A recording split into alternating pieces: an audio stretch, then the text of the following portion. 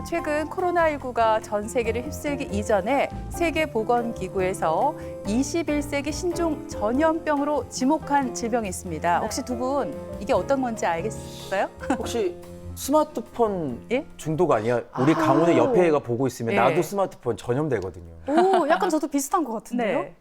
아니, 두 분이 네. 정답이라고 생각하십니까? 네, 아닌가요?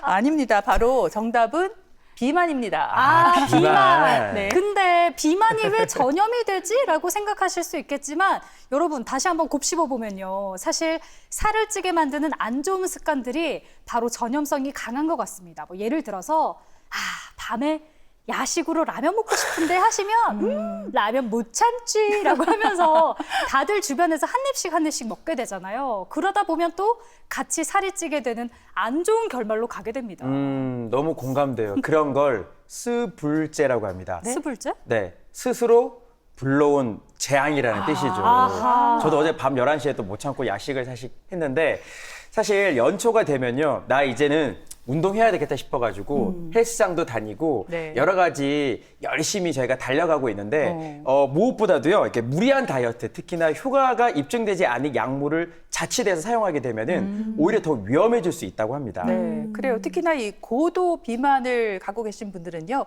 개인의 의지와 노력만으로는 참 힘듭니다. 이럴 때는 전문 의료진의 도움을 받아야 한다고 합니다. 자, 평소에 체중 감량을 고민하고 계시다면 오늘 건강 365에서 그 무거운 고민 함께 해결해 보도록 하겠습니다.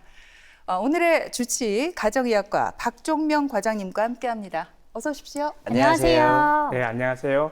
가정의학과 전문의 박종명입니다. 네, 반갑습니다. 사실 한국 사회에서 이 다이어트는 정말 끝없는 화두잖아요. 네. 평생 살과의 전쟁을 벌이고 있다 이런 분들도 많이 계신데 근데 살이 찌는 게 이 사람의 기초 대사량과 어떤 관계가 있다고요? 네, 맞습니다. 기초대사량은 사람이 숨을 쉬고 또 심장이 뛰고 음식물을 소화시키거나 체온을 유지하는 등 생명을 유지하기 위해서 최소한으로 필요한 에너지라고 생각하실 수가 있습니다. 네. 그런데 이게 나이나 성별 또 신체 상태에 따라서 좀 차이는 있을 수 있겠지만은 20대를 기준으로 볼 때 남성은 1,700kcal, 여성은 1,300kcal 정도가 평균적이라고 볼 수가 있겠습니다. 네, 나이가 들수록 또 체중이 줄어들수록 기초대사량은 줄어드는 경향을 보이는데요. 또 계절에 따라서도 기초대사량은 다소 변할 수가 있겠습니다. 어쨌든 우리 몸은 유입되는 에너지량과 또 사용되는 에너지량이 균형을 이루면서 일정한 체중을 유지하게 되는데요.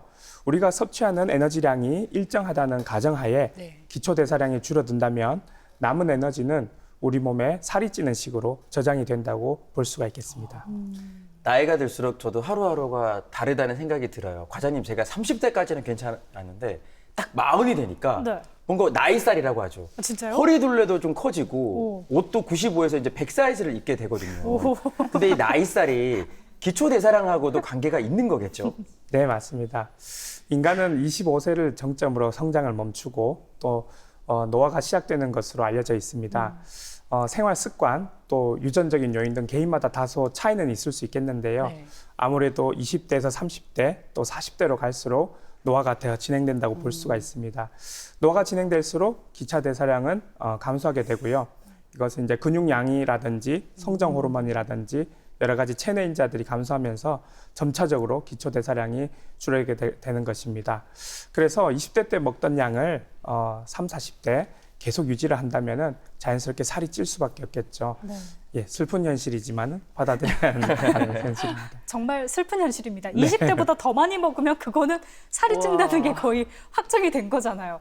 사실 많이 먹고 적게 움직이면 살이 찐다. 이거는 너무나도 명백한 사실이지만 아마 우리 모두가 외면하고 싶은 사실이 아닐까 싶습니다. 그러면 과장님 궁금한 게 이 외에 또 비만을 일으키는 다른 원인, 뭐 어떤 질환이라던가 그런 게 있을까요? 네, 있습니다.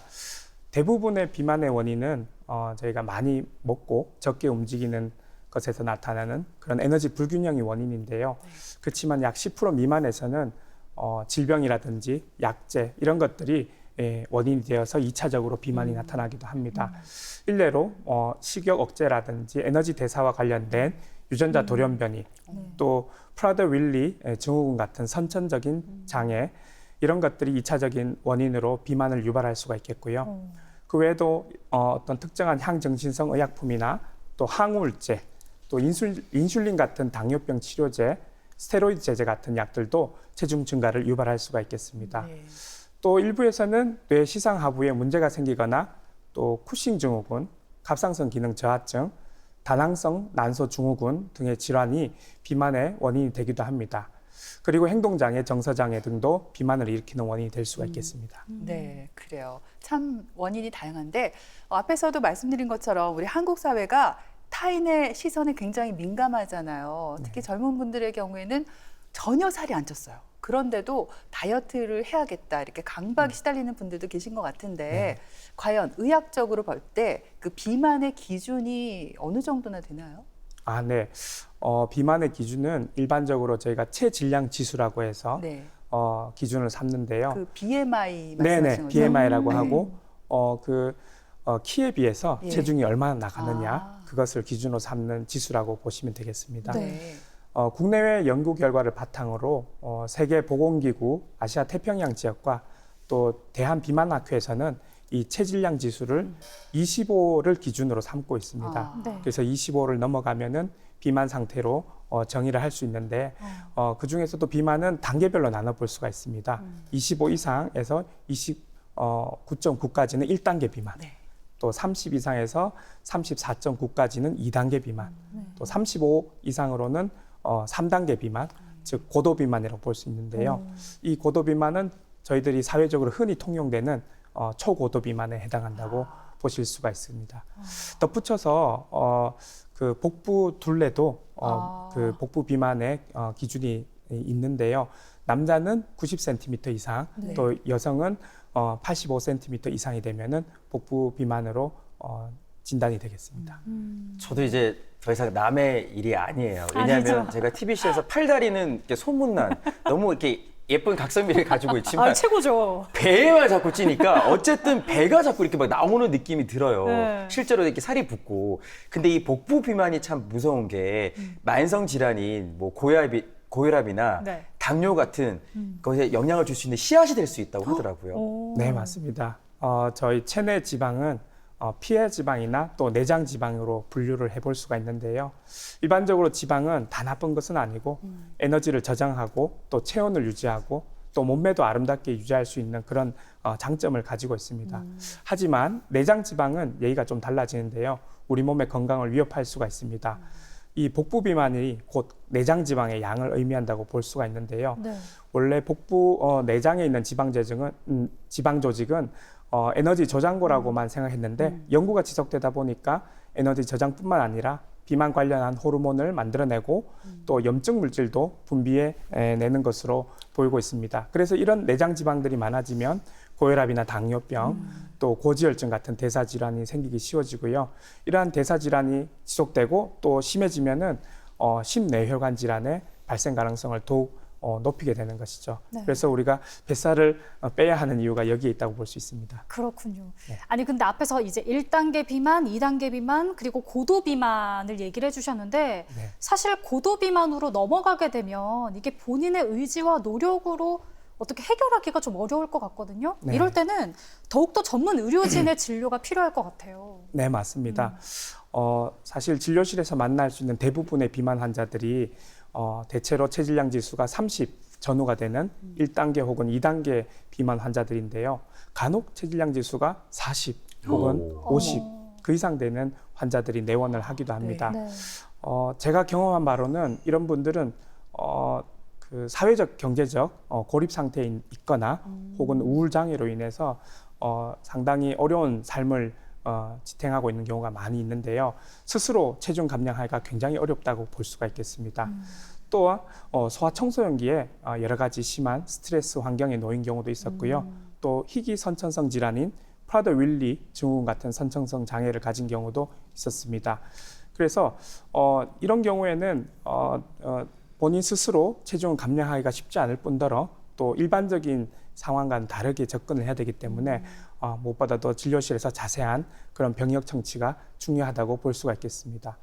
그리고 고도 비만의 경우에는 식단이나 운동 또는 생활 습관 교정, 약물 치료 로 인한 체중 감량이나 유지에 제한이나 어려움이 있습니다.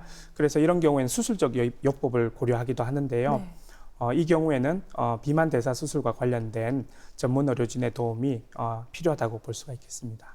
네. 비만은 정말 여러 가지 합병증을 유발해서 수명을 줄이기도 하지만 그 대인관계, 자존감 측면에서도 안 좋은 영향을 주잖아요. 네. 특히 20, 30대 사회생활을 시작하는 나이에는 이런 문제가 더 심각하게 부각될 수가 있을 것 같아요. 네, 맞습니다. 비만으로 인해서 발생할 수 있는 합병증을 생각해 보면은 네. 고혈압이나 또 이형 당뇨병, 또 이상 지질혈증, 그 외에도 통풍이나 관절염, 심혈관 질환, 또 암 발생의 위험을 높일 수가 있겠고요. 또 사망률도 높일 수가 있는데요. 이러한 것뿐만 아니라 또 외모에 대한 자신감을 떨어뜨리고 또 자존감도 저해하고 타인과의 관계 형성에도 어려운 경우가 많이 있습니다. 네. 이런 부분은 말씀하셨다시피 2030 젊은 분들에게 영향을 더욱 크게 미칠 수가 있습니다. 안타깝게도 최근 10년 동안 우리나라 비만 통계 분석을 보면은 전반적으로 비만 유병률이 증가하고 있고요. 특히나 20, 30대 젊은 층에서 비만 유병률이 증가하고 있어서 국내에서 이제 공중보건학적으로 또 정책적으로 개입이 더욱 필요하지 않나 생각이 됩니다. 말씀을 듣다 보니까 다이어트가 그런 것 같아요. 네. 단순히 살을 많이 뺀다고 중요한 게 아니라 일단은 내 몸의 상태를 정확하게 알고 좀 체계적으로 치료도 받고 또 효과적인 다이어트 방법이 필요한데 병원에 가면 이런 거를 또 도와주신다고 들었어요. 예, 물론입니다. 맞습니까? 예, 맞습니다. 저희 물론 이제 그 비만 진료를 보시는 다른 훌륭한 선생님들이 많이 계시지만은 저희 대구병원 가정의학과 비만 클리닉에서는요. 첫 진료에 일단은 많은 시간을 할애하고 있습니다. 왜냐하면 개인마다 비만의 원인이나 또 환자마다 개별적인 특성, 또 주변 환경을 잘 이해해야지 적절한 치료법을 제시할 수가 있고요. 네. 또 그래야지 또 환자와의 신뢰관계, 라뽀라고 하는데요. 네. 잘 형성될 수 있다고 생각하기 때문입니다. 그래서 비만 초진은 거의 대부분 예약제로 진행이 되고요. 초진에는 길게는 거의 30분가량 소요가 되기도 합니다. 네. 또 필요 시에는 비만의 원인 파악과 동반질환 감별을 위해서 혈액 검사 등을 시행하기도 하고요. 치료는 우선 목표 기간 동안 목표 체중을 설정하는데요. 잘못된 생활 습관을 교정할 의지가 확인이 되신 분들은 식욕 억제제나 또 지방 흡수 억제제 같은 약제 투여를 고려하기도 합니다. 네. 대체로 목표는 6개월 동안 약 10%의 체중 감량을 삼고 있습니다. 네. 근데 이제 살을 빼려면 우리가 식단과 운동이 필수라는 걸 그럼요. 머리로는 알고 있거든요. 근데 내심 또 속으로는 그냥 약으로 좀 편하게 살 빼고 싶다 하는 분들도 계실 것 같아요. 근데 모든 분들이 다 이럴 순 없을 것 같고 이 약물 치료가 필요한 경우 또 반대로 이 주의가 필요한 경우는 어떤 경우인지 좀 알려주세요. 네, 우선 그 비만 치료에 있어서의 기본은 식단 관리, 또 운동, 행동 조절 같은 생활 습관 교정이 가장 기본입니다. 약물은 어디까지나 보조요법으로 생각을 해야 되는데요. 생활 습관이 개선되지 않고 약에만 기대는 경우에는 거의 대부분 요요 현상이 일어난다고 보시면 되겠습니다. 그리고 비만 약제는 건강보험 적용도 되진 않거든요. 그러다 보니 장기간 비만 약제만 의존하게 될 경우에는 사실 효과는 보지 못하고 비용만 또 시간만 허비하는 그런 상황이 벌어진다고 생각을 합니다. 그런데 생활 습관이 교정이 된다면은 이것이 전제가 된다면 얘기는 아주 달라지는데요. 이 경우에 적절한 약물요법은 아주 효과적일 수가 있습니다. 저는 진료실에서 예를 들어서 말씀을 드리기를 흔히 자전거 타기에 비유를 하는데요. 우선은 자전거를 타려면은 스스로 페달을 밟아야 되겠죠. 이것은 이제 체중 감량을 함에 있어서도 스스로 노력을 해야 된다는 뜻이고요. 처음에 자전거를 타기 시작할 때는 많은 힘이 필요하고 특히나 체중이 나가실수록 오르막길로 올라간다라고 생각하시면 되겠습니다. 그런데 이때 뒤에서 처음 출발할 때 수월하게 갈 수 있도록 밀어주는 그런 사람이 있다라고 하면은 그것이 약제가 그런 역할을 한다고 볼 수가 있거든요. 그런데 언제까지만 밀어줄 수는 없겠죠. 네, 그래서 혼나야죠. 네, 약물을 계속해서 의지할 수는 없고 초기 저는 생각할 때 한 3개월에서 6개월 정도 약물과 함께 생활 습관을 교정한다면은 아주 효과적이지 않나 그렇게 생각을 합니다. 네, 네. 그래요. 비만 치료에 있어서 약물의 도움을 받는 것도 초기에는 도움이 된다 이렇게 말씀해 주셨는데요.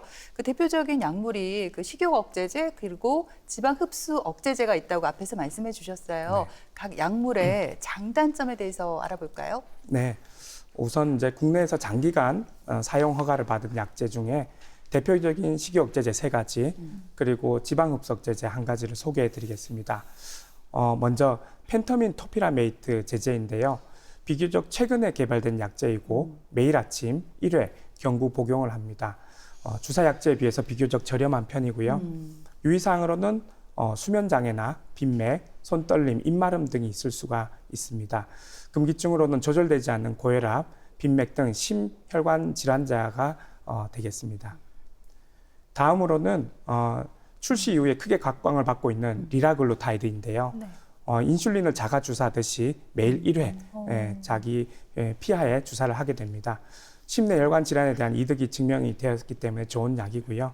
유의할 점으로는 오심이나 구토, 설사 같은 위장관 증상이 유발될 수 있기 때문에 주의가 필요하겠습니다.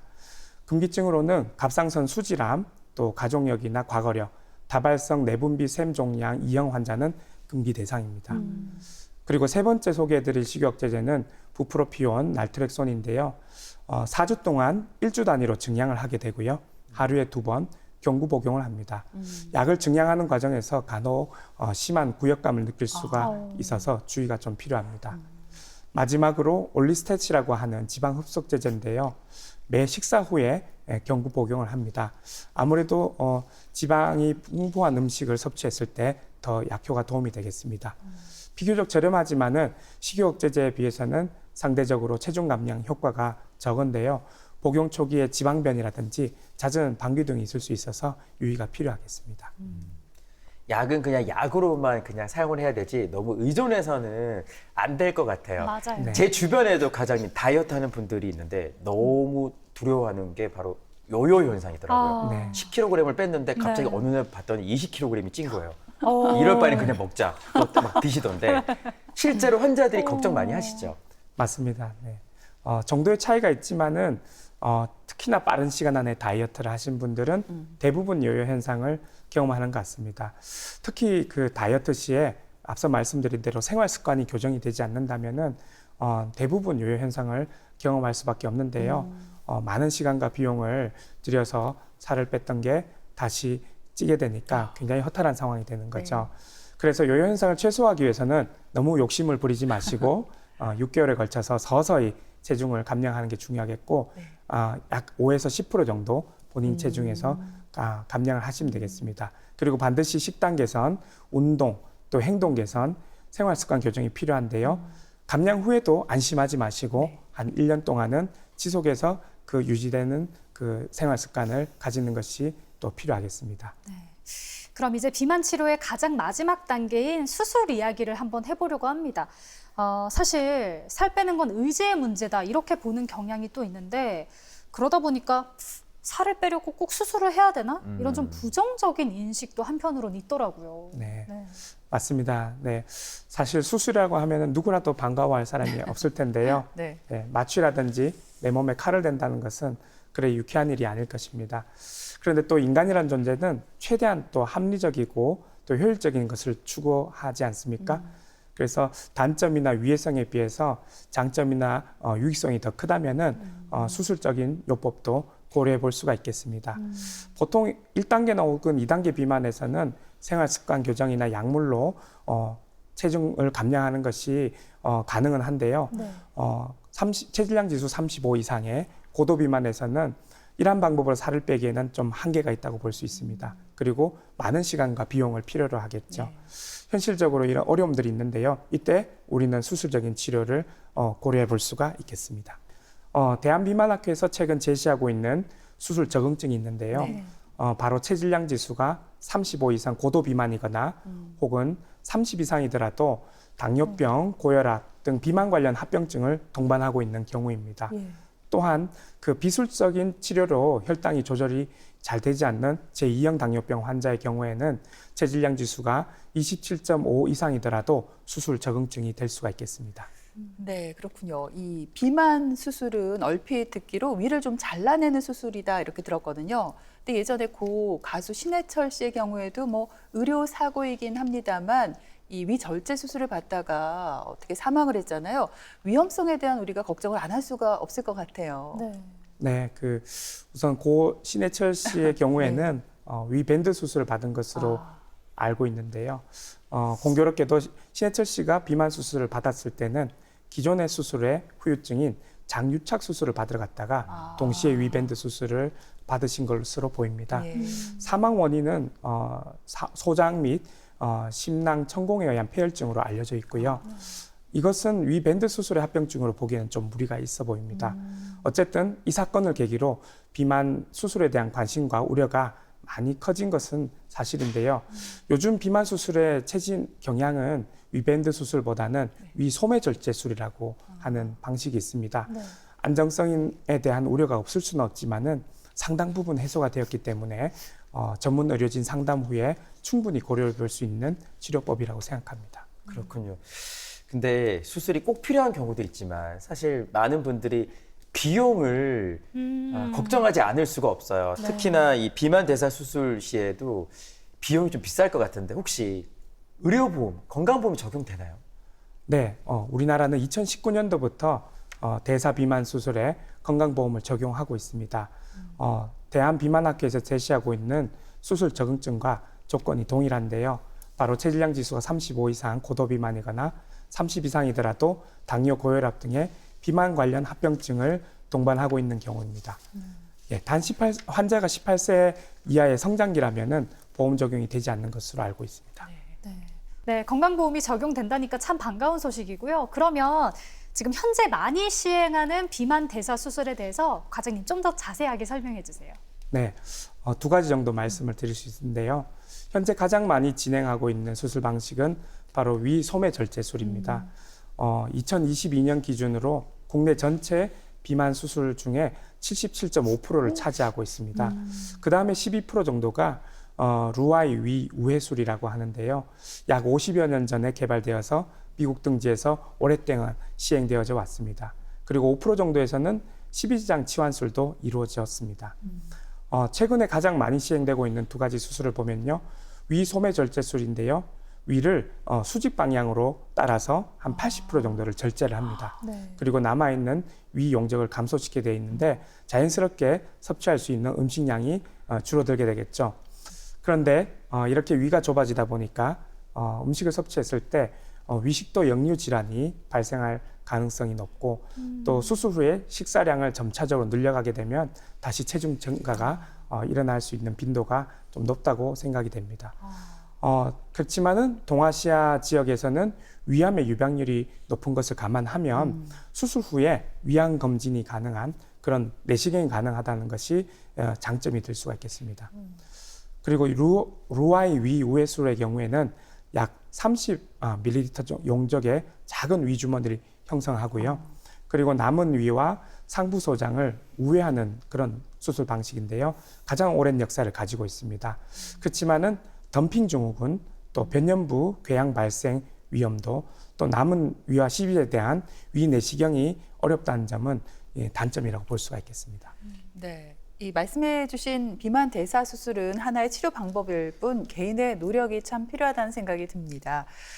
다이어트를 할 때 가장 중요한 게 뭐니 해도 이 식단이잖아요. 그래서 네. 뭐 지중해 식단이다, 저탄고지다, 해독 주스다 이렇게 여러 가지 식단이 추천되고 있는데 과장님께서는 어떤 식단이 좋다고 생각하십니까? 네, 맞습니다. 그 체중 감량에 있어서 가장 중요한 것은 바로 식단인데요. 네. 저는 개인적으로 시중에서 유행하고 있는 특정 다이어트 식단을 선호하거나 추천하지는 않습니다. 그래요? 네. 그래도 좋다고 생각하시는 게 있을 것 같은데 아닌가요? 네. 사실 가장 식단에 있어서 중요한 핵심 포인트는 네. 바로 총 에너지 칼로리 양을 줄이는 것인데요. 네. 하루에 500kcal 정도만 감량을 줄여도 일주일에 0.5에서 1kg 정도의 체중 감량을 기대해 볼 수가 있습니다. 네, 두 번째로 지속 가능한 식단을 유지하는 것이 중요한데요. 앞서 말씀하신 그 저탄고지, 네. 또 해독 주스, 또 몸짱 만들기 위해서 닭가슴살, 샐러드 이렇게만 먹는 것은 쉽게 물리기 때문에 네. 지속 가능하기 어렵고 또 영양학적으로도 좀 불균형하다고 생각해 볼 수가 있습니다. 보통 균형 잡힌 영양은요, 탄수화물을 50에서 60% 정도, 또 단백질을 5에서 20% 정도, 나머지 지방과 또 무기질을 다양한 영양소를 골고루 섭취하는 것이 중요한데요. 일반적으로 현미 잡곡밥, 또 나물, 채소, 콩, 과일, 생선, 견과류 같은 그리고 고기류도 적절히 섭취하는 것 좋습니다. 네. 그리고 세 번째로 강조하고 싶은 것은 정제 탄수화물을 피하고 음식을 꼭꼭 씹어서 천천히 드시는 것인데요. 이것은 급격한 혈당 상승을 막아서 인슐린 과다 배출에 의한 지방 합성을 막아줄 수가 있게 됩니다. 네. 정제 탄수화물 이야기가 나오니까 안 그래도 다이어트 할 때 가장 생각나는 게 사실 탄수화물이거든요. 맞아요. 라면에 밥 말아 먹고 너무 빵 맛있죠. 먹고 과자 먹고 막 아이스크림 먹고 싶은데 이러면 안 되잖아요. 안 되죠. 근데 이야기가 다 다르더라고요, 과장님. 누구는 탄수화물 절대 안 돼. 누구는 적당히 먹어야지. 누구 말이 맞습니까? 누구 말이 맞아요? 네, 탄수화물에 대한 오해를 먼저 짚어갈 필요가 있겠는데요. 우선은 탄수화물은 우리 몸에 없어서는 안 될 정말 중요한 영양소이고요. 특히 우리 몸에서 가장 중요한 기관이라고 할 수 있는 뇌는 탄수화물의 기본 단위인 포도당을 에너지로 사용을 하고 있습니다. 네. 그래서 탄수화물 섭취를 하지 않으면 우리 뇌가 심각한 타격을 받을 수밖에 없고요. 실제로 당뇨병 환자, 특히나 인슐린 사용하는 그런 환자들의 경우에 저혈당 쇼크에 오래 방치가 된다면은 비가역적인 뇌 손상도 입을 수 있기 때문에 탄수화물은 우리 몸에 있어서 굉장히 중요하다고 볼 수가 있겠습니다.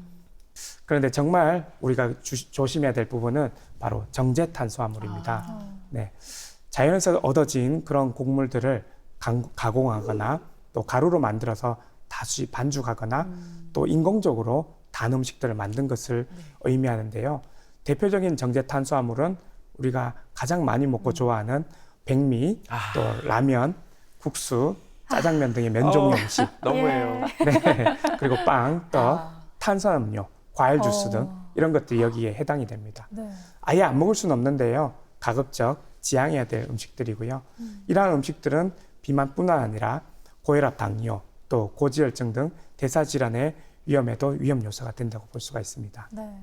지금 식단 얘기를 이렇게 하셨으니까 이제 운동 얘기를 또 빼놓을 수가 없습니다. 근데 이제 시중에 이런 말이 있죠. 식단이 7이고 운동이 3이다. 저는 이 말 듣고 좀 기뻤거든요. 식단 열심히 하고 운동을 좀 안 해도 되겠다. 이런 생각도 했는데 어떤가요? 체중 감량에 도움이 되는 운동이 있다면 네, 어떤 게 있고 어느 정도의 운동을 해야 될까요? 네, 체중 감량에 있어서 운동은 정말 중요합니다. 하지만 식단만큼은 아닐 수가 있는데요. 그래도 정말 운동을 잘 하는 게 중요하겠죠. 그리고 체중을 유지하기 위해서라도 운동은 반드시 필요합니다. 예, 운동은 크게 잘 아시다시피 유산소 운동과 근력 운동으로 나눌 수가 있는데 유산소 운동은 걷기나 뛰기, 또 자전거 타기, 수영 등의 산소를 사용하는 운동이고요. 근력 운동은 부하를 주어서 근육을 크고 강하게 단련하는 운동입니다. 두 가지 운동을 같이 병행하시는 것이 중요하겠고요.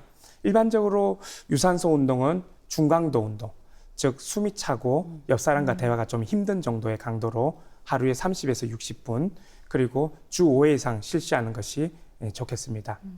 그리고 근력 운동은요, 8에서 12회 정도 반복할 수 있는 그런 중량으로 8에서 10종목을 1, 2세트 정도 실시를 하고요.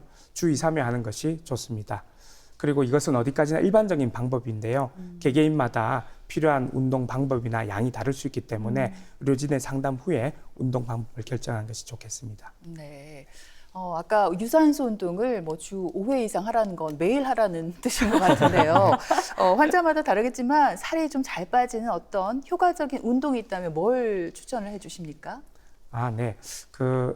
제가 생각할 때 효과적이라는 운동이라는 것은요, 재미있는 운동이라고 생각이 됩니다. 스스로 즐겁게 할 수 있는 운동인데요. 왜냐하면은 운동은 꾸준하게 유지를 해야 되기 때문에 그렇게 생각을 하고요. 또 유산소 운동 중에서 특별히 제가 추천드릴 수 있는 거는 처음에는 무리하지 말고 빨리 걷기. 그리고 혹시나 허리나 무릎이 안 좋으신 분들은 수영하기도 도움이 되실 수가 있겠습니다. 노인분들의 경우에 갑작스럽게 안 하시던 운동을 하게 되면은 근골격계 질환이 생길 수 있으니까 천천히 유연성을 높이는 운동을 시작하는 것이 좋겠습니다. 사실 건강을 위해서는 꾸준한 습관을 길들이는 게 참 중요하잖아요. 근데 제가 듣기로는 과장님, 대구의료원에서 시민들이 누구나 와서 자신의 몸 상태를 체크할 수 있고 또 체력을 기를 수 있는 건강 놀이터가 운영된다고 들었어요. 맞습니까? 네, 맞습니다. 현재 대구의료원에서는 공공위탁으로 운영하고 있는 대구광역시 시민건강 놀이터가 있는데요. 안내를 잠깐 말씀드리겠습니다. 네. 장소는 청라운동역 9번 출구 인근에 동산빌딩 1, 3층에 위치해 있습니다. 1층은 주로 어르신들을 위한 공간으로 영양 실습이나 운동 교육이 이루어지고 있고요. 3층에서는 전문적인 영양 및 운동 상담이 이루어집니다. 그리고 건강과 관련된 다양한 강좌들이 마련되어 있습니다. 특히 지금 슬기로운 비만 관리라고 해서 비만에 대한 특별한 프로그램을 운영하고 있으니까 필요하신 분들은 많은 도움 받으시기 바랍니다. 네. 그럼 뭐 대구 시민 누구나 이용할 수 있는 거죠? 네, 누구나 이용하실 수가 있고 네. 예약을 잘 하시면 될 것 같습니다. 그래요. 네. 자, 무엇보다 환자의 꾸준한 의지와 관리가 필요한 게 이 살과의 전쟁이 아닌가 싶어요. 끝으로 비만과의 전쟁에서 이길 수 있는 방법, 우리 비만으로 고민하고 있는 분들을 위해서 당부 말씀 좀 부탁드릴게요. 네, 우선 그 적절한 체중 관리를 위한 여정이 참 쉽지는 않은데요. 포기하지 않고 꾸준히 나아간다면 누구라도 성공할 수 있다라고 확신합니다. 그리고 이를 위해서 우리 대구의료원과 또 시민건강 놀이터에서 여러분들에게 많은 도움을 드리고자 하니까 많이 찾아주시고 도움을 받으셨으면 좋겠습니다. 네, 알겠습니다. 지금까지 가정의학과 박종병 과장님과 함께했습니다. 오늘 말씀 잘 들었습니다. 고맙습니다. 고맙습니다. 감사합니다.